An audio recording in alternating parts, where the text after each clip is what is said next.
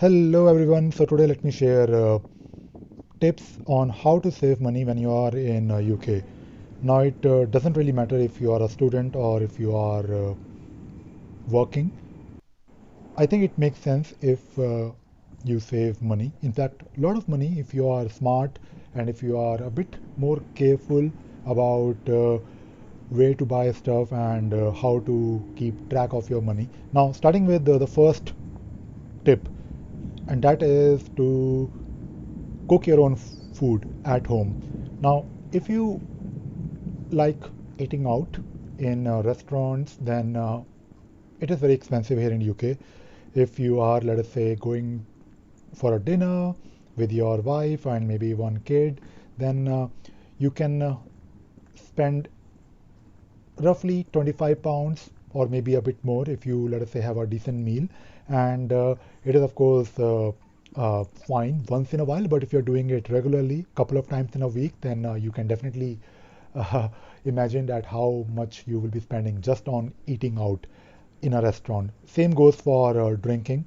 I love drinking. I love having having a beer in the evening, but if I go to a pub with a friend, usually a pint of beer in a pub in London is usually £5, sometimes a bit more.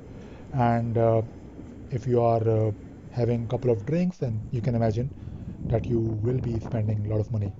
I would recommend that just buy a couple of drinks from Sainsbury's or Tesco's, and then of course you can drink anywhere you want. Of course, not anywhere, but find a place where you can comfortably drink, maybe in a park. No one is going to stop you or bother you.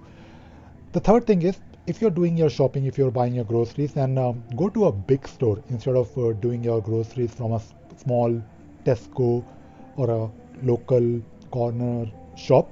I mean, of course, once in a while it is okay if you need something, then you need it. But try to go to a big store. You may need to walk or you may need to take a bus, but you will save money.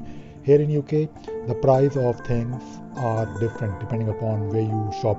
So if you go to a big Tesco or a big Asda, and if you compare it with a small store, the rates will be different. So if you can find something which is a bigger store near your place, then make it a point to go there maybe every 2 weeks. And talking about stores, Asda, Lidl, Aldi, they are really cheap stores. So if you have these stores nearby, then I would recommend do your shopping from these stores.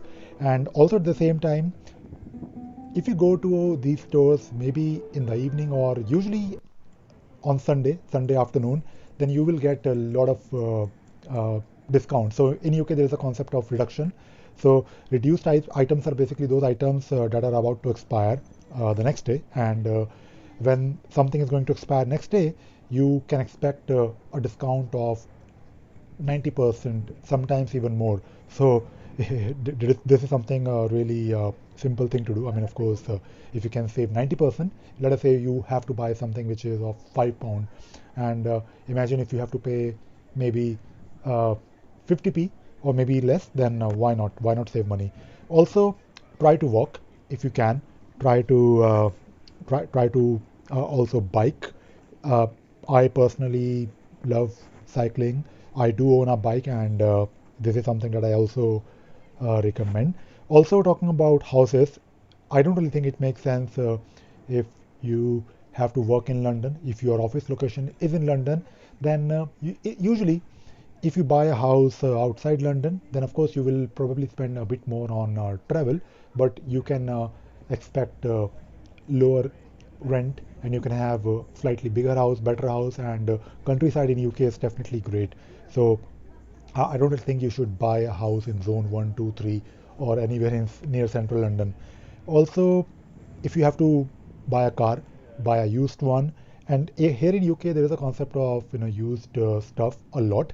And if you go to your local Facebook marketplace, or if you go to eBay, or if you go to uh, sites like Gumtree, then you will find a lot of people selling their stuff, good stuff, uh, for really cheap. So keep an eye on these sites, and if you can find something which is, let us say, a table or a furniture, usually you will be able to find good stuff for cheap.